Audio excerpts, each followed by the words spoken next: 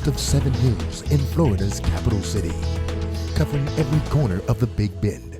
This is the award-winning News 20 at 5 Live. Florida Congresswoman Gwen Graham sends a message to Congress: get to work. Good evening and welcome to News 20 at 5. I am Taylor Watson. Graham from Florida's 2nd District will file a bill this week, what she calls a Shutdown Prevention Act, to force Congress to stay in session until it passes a federal budget. Congress agreed on a 10-week extension to avoid shutting down the federal government. This gap measure expires December 11th. Graham plans will also freeze congressional travel funds during the day, extension for bid recess, and limits members to Congress just for 2 days. These restrictions will remain in place until an annual budget is passed.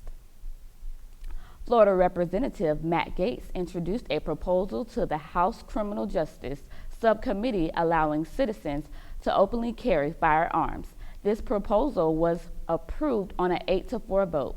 The proposal is sponsored by Don Gaetz, a Republican of the Florida Senate. Florida is one of the many states that prohibits openly carrying guns, but the new proposal by Gaetz will allow people with a concealed weapon permit to do so. At this time, the state legislature is also considering a proposal allowing people on college campuses to carry a concealed weapon. Whether hungry for healthy eats or trying to watch your figure, healthy eating is trying to find its way on the Tallahassee menus, local restaurants, and grocery stores. The city of Tallahassee has over 20 restaurants with organic and vegetarian-friendly menus. Trainer and fitness coach Pernell Splack Williams believes that the city of Tallahassee is doing a good job on spreading the awareness of eating healthy. I just think the city is doing a good job with spreading, the healthy, active lifestyle inside of the city of Tallahassee. A lot of I'll probably say companies and gyms around town are offering different deals and stuff like that to get more and more people involved inside, not only for, like profit, but mostly to get people healthy and fit. The DeSoto Trailblazers have brought home the gold. The award-winning elementary school of Leon County is a Florida school winning the Healthy School Gold Award. Multimedia Nicole Doty has a story. The Leon County Trailblazers have skyrocketed to the top. Recognized for their hard work and dedication towards improving school health, DeSoto Trail Elementary School is the first National Healthy Schools Gold Award winner in Florida. Principal Michelle Keltner explains the policy changes her school made towards becoming a healthier and more active school. We work all across our campus to make sure we are as healthy as possible. We've limited the sugar candy snacks that we've had on campus. We try to offer more healthier snacks, fruits, vegetables, no more soft drinks or juices. The award is given by the Alliance for a Healthier Generations Healthy Schools program.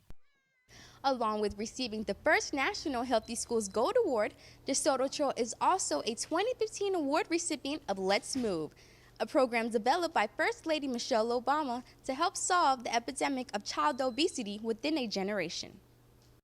Wellness coordinator and music teacher Randy Bias is honored to accept the award. I made the commitment to my school, to my principal, and to the district that I was going to work as hard as I could to get the gold. And we worked a whole year on the different items that we needed, and we made it. So it was very exciting to receive the award. DeSoto Trail Elementary hopes to raise enough money for a bike trail designed for the students. For News 20 at 5, I'm Nicole Doty.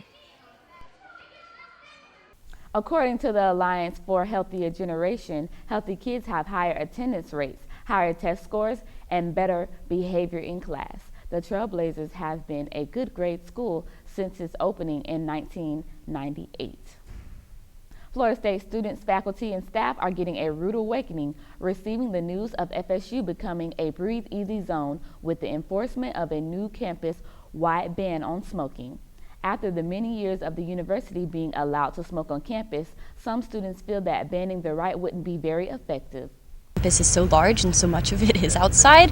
There's already a ban on smoking outside of certain buildings. Although the only enforcement of that, I feel, is students who see you smoking within 20 feet of a building that you're not supposed to be smoking, and they will reprimand you. They will tell you not to. The goal is for the ban to be executed enough to aid the students to live a healthier lifestyle. And coming up next on News 28.5, a police officer is involved in a deadly shooting and was injured on the interstate of 95. Stay tuned after this break.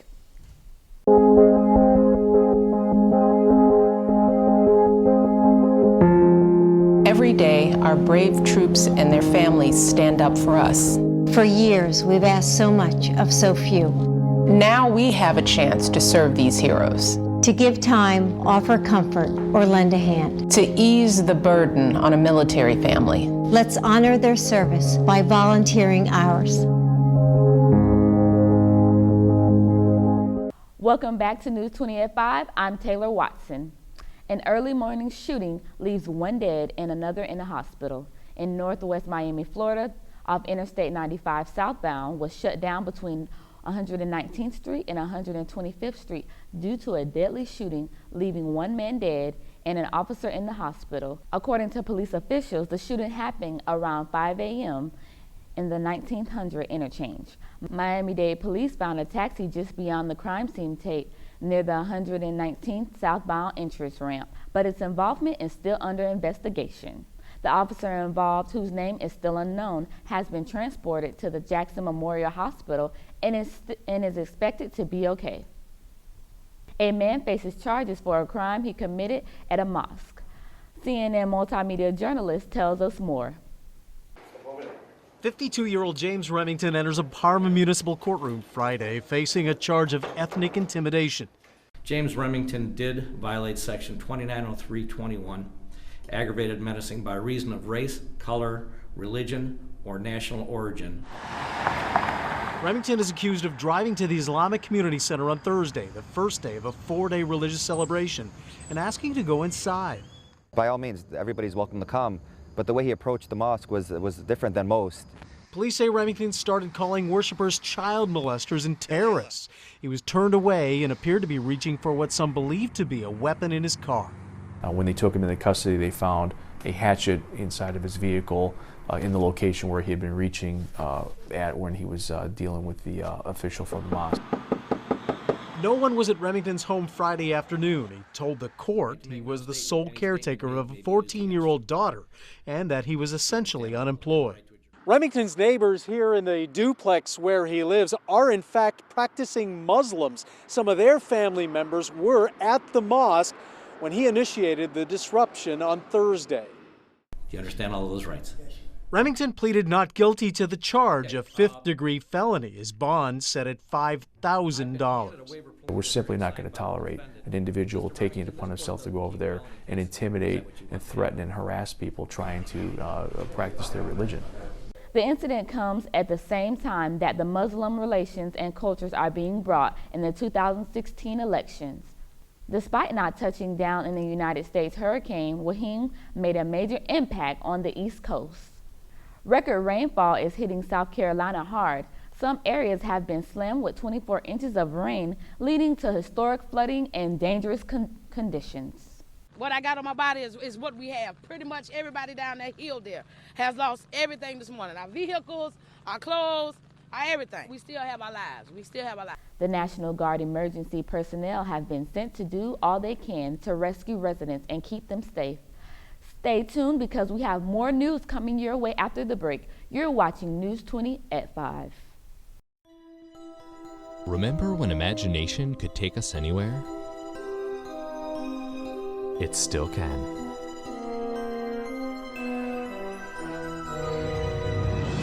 Destination Imagination is an extraordinary after-school activity that lets any child experience creativity, teamwork, and problem-solving. Parents and teachers, start a Destination Imagination team and let your child begin the journey of a lifetime. Welcome back to News 20 at 5. I'm Taylor Watson with your sports.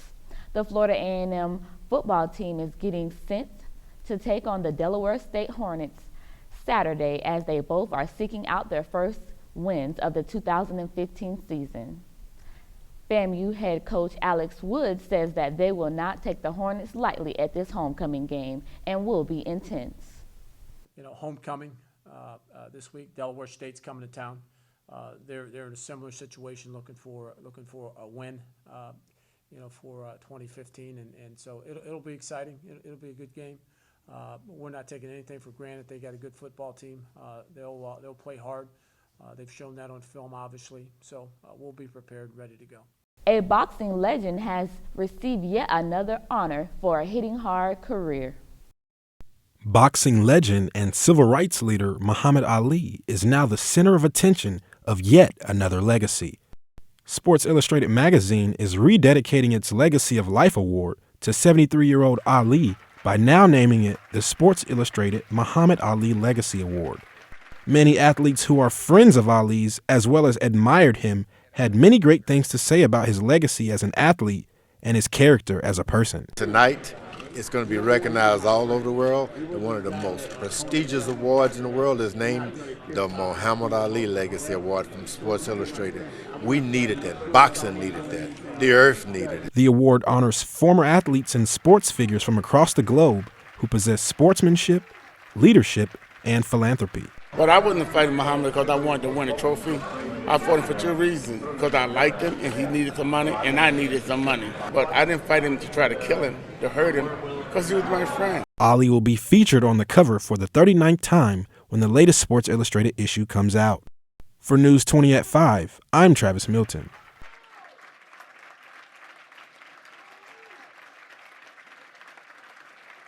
Muhammad Ali continues to be an inspiration for his old and new fans with this honor. After the break, find out what exciting event is coming up this weekend. Stay tuned. You're watching News 20 at 5. Florida A&M University students continue to define themselves as role models, pace setters, and young professionals on the global scale.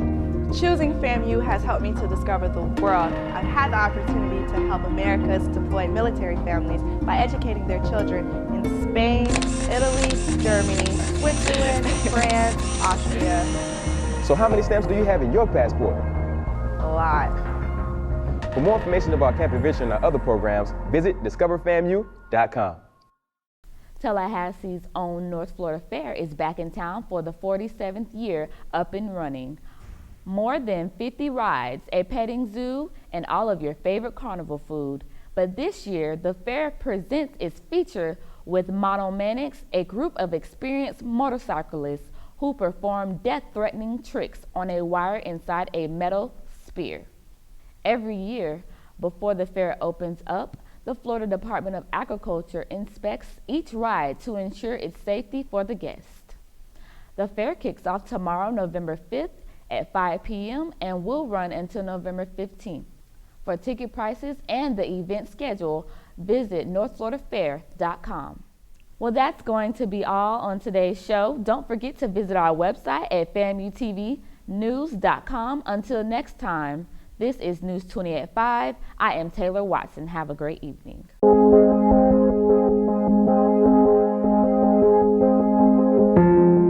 Every day, our brave troops and their families stand up for us. For years, we've asked so much of so few. Now we have a chance to serve these heroes. To give time, offer comfort, or lend a hand. To ease the burden on a military family. Let's honor their service by volunteering ours.